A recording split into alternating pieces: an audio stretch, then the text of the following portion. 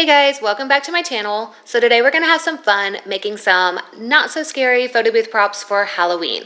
So before we get started, make sure that you grab the files from my blog at svgnation.com, and there is a link in the video description that's going to take you directly there, as well as links to the supplies that I'm using in case you want to check any of those out. So there are two different file types. There's an SVG file if you want to use your Cricut to cut these out. You can either cut them and layer them or use the print then cut feature to cut these out. Or there's also a PDF file, so if you don't have a Cricut but you still want to use these, you can still print them out and cut them out yourself. So first I'm going to show you guys how to cut these using your Cricut and layer them. So go ahead and upload that SVG file to Cricut Design Space. And it is a large file, so I'm just going to zoom out a little bit for you guys so you can see everything. And so if you want to modify anything, just make sure that you click ungroup to ungroup all of these together. But everything is ready to cut. If you want to change any of the colors, then you can go ahead and just click and open that layer and change the color that you want to change. If you don't want to use one of these, just click on it and delete it. No sense in wasting paper. But once you have everything ready to go ahead and click on Make. And we're just going to use our standard mat for this. Okay, so you need a few sheets of paper. You're going to need 3 white sheets. I'm just going to kind of look at these and make sure I can't move any to other mats. Sometimes it doesn't always place things the best places. It leaves a lot of empty spaces where something could go. So I feel like I could probably move this one just so I don't have to cut as many sheets of paper. And we could probably move it to that one that was pretty empty. So I'm going to click on that mat I want to move it to. And let's see if that fits. So yeah, that fits there. So we just completely removed a sheet of paper that we have to cut. So when I get to that one, I'm just going to skip it. There's nothing on there. So this is 6 sheets of black paper. We've got 1 gray, or even just scrap pieces of gray, 1 orange, 1 yellow. We got 2 greens, a purple, and 2 reds. So it doesn't use too much paper, but let's go ahead and continue and cut these out. So connect your Cricut machine and go ahead and cut all of these out according to what paper you're using. So I'm using a heavyweight cardstock, so I'm going to go with that for my paper settings. All right, when you remove your paper from the mat, make sure you flip that mat upside down and roll it off. Because if you try to peel the paper right off, it may rip, and it's also going to get kind of curled. This is going to make sure, doing it this way, that it stays nice and flat, which is exactly what you want for these photo booth props. And then you can just remove these extra pieces you don't need. And these all come out nice and straight, just the way you want them. So once everything is cut out, you're just going to start assembling everything. And to assemble them, you're just gluing the pieces on top of each other. So if you're not really sure how the pieces go, you can always look at the pictures that I've posted on the blog, and that link is in the video description. Or you can go right in Cricut Design Space and look at the layers. They're layered exactly how they should be glued together. The main thing though is just make sure you line everything up first. So some of the items, they only have one way they can go. So you'll need to flip it over and make sure it lines up perfectly, and then go ahead and add glue. That way you don't glue the wrong side on. And also make sure you layer all the layers together first, because some of these do have 3 layers and you don't want to accidentally glue the wrong layer in the middle. So I always lay these out first, and then I glue them after I see exactly how they go. So I never start gluing until after I've layered them and know that I have them in the right places. But that's all there is to it. It's super simple. We're just gluing them. And I am using the Barely Art Craft Glue. This is a great paper glue. I always get asked what glue I'm using, so I'm starting to share it with you guys, and I'm leaving the link for this in the video description. It dries clear. It doesn't have any of that messy thickness that makes paper crafts look a little bit messy. So this is great. It's going to leave you with some really great looking crafts. And you guys can use glitter cardstock for these. I love using glitter for photo booth props. This is probably the first time that I'm not using glitter cardstock. But just make sure that the glitter cardstock is on top, because regular cardstock just does not glue well to the glitter. So just make that glitter layer the top.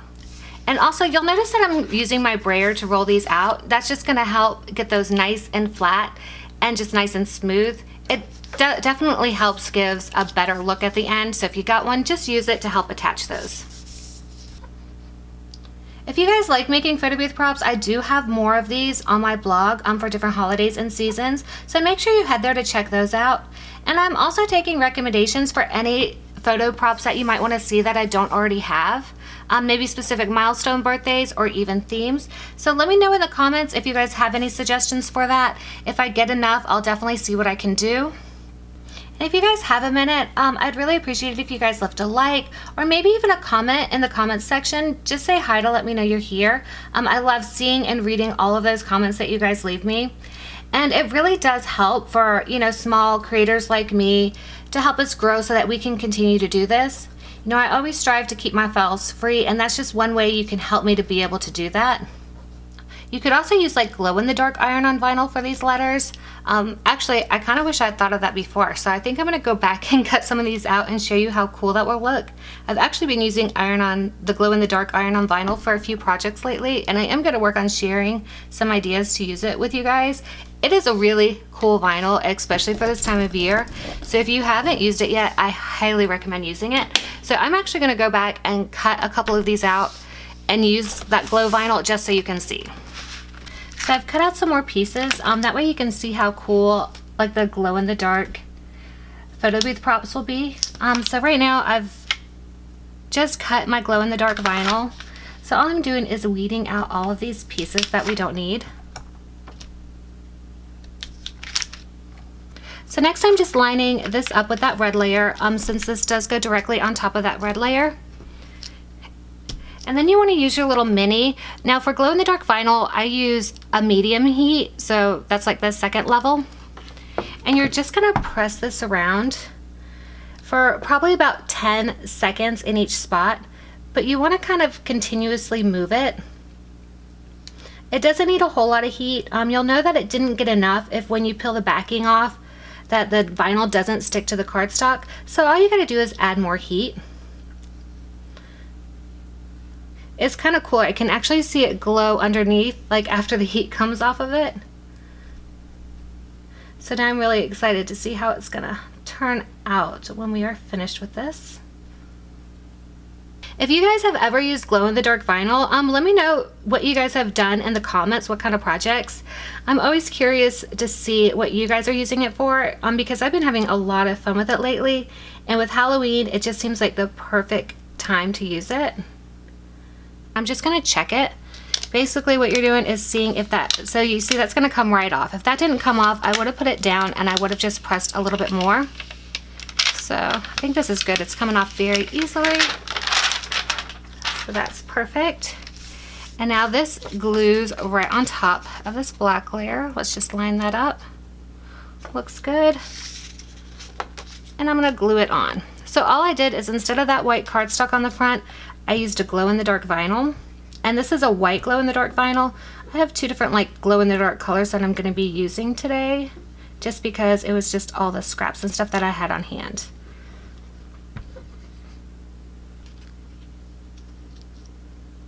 So now we've just attached that to the black layer, and this is the one that I made from cardstock. So guys, if you look at that, you're not even gonna know. You're gonna have no idea until the lights go off that this one glows. So it looks just the same, but it's super cool. So once you've assembled your photo props, we're just gonna add our little sticks to hold them up. I like to add those going down the side. I'm just gonna take some hot glue and make like a little line going down the side, and I'm just gonna add that stick right there. By putting them on the side, that way when you hold them up to your face, it doesn't cover your face. So you can easily hold it up like to your face and you get to see this and not cover it. But you can really put these wherever you want them.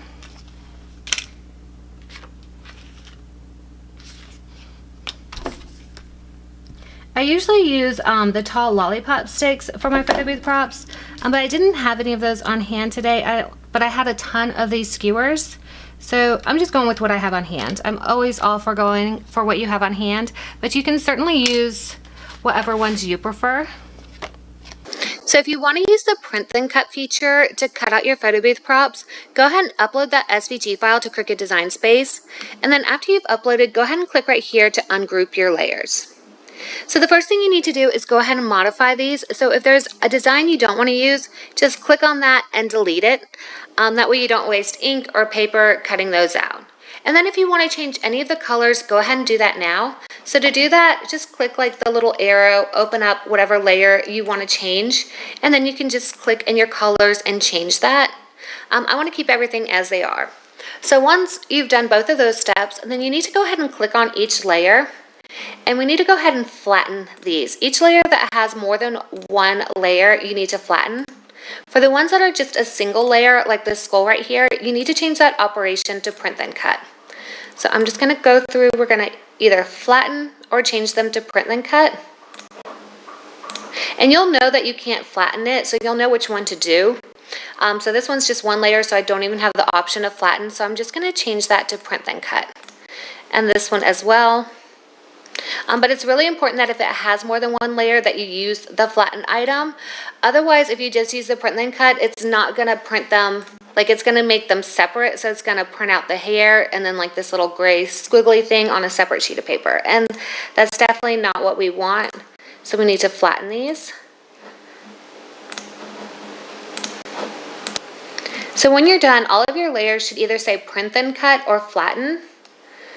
So we have all of our flattened layers up here, and then these all should say print then cut, and they do, so we're good.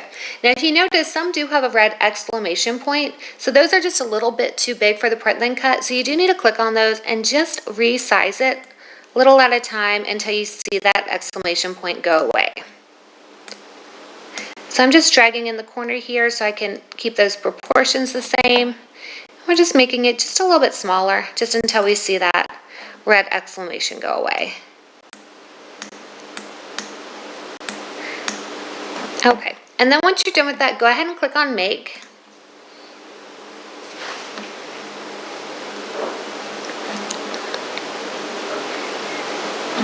And all of your items should be look like this. They should be on like a white sheet of paper with these little marks right here. If you have any that are on like a mat, then that just means you need to go back and make sure that you change them to flatten or print then cut. So these are all ready to go. So we're going to go ahead and send our first one. We're going to go ahead and hit continue. And we are going to have to work mat by mat. So we're going to go ahead and send this to the printer. So go ahead and select your printer and then go ahead and print. And then you're going to go back in Cricut Design Space and you're going to select the material that you're using. I recommend using a medium or heavyweight cardstock. So I'm using an 80-pound cardstock for this. So I've selected this material. So once your page prints out, you're just going to place it on your mat just as you see it in Cricut Design Space. So we're just lining it up in the corner facing up. And now we're just going to press that down really well. So you're just going to load your mat. And then just press the little flashing button like you would to cut anything out. And when you are using the print then cut method, it is going to scan everything first. And it may take 30 to 40 seconds to scan, and that's totally normal. And then it will cut everything out. So if you have any issues where it doesn't cut everything out, make sure that you have a bright light. Because if it's dark, it can't necessarily sense the sensors. So you just need a lot of light and just a little bit of patience. All right, so once it cuts, you're just going to remove those from your mat. And then you're going to have to go through and print out each sheet and then cut it on the mat just as we did here. So that's a whole lot easier for me than cutting them out by hand. But they also are much more precise. Those lines are super clean. So that's the advantage of using your Cricut to cut these. But if you don't have a Cricut, there is a PDF file so you can just print them and cut them yourself.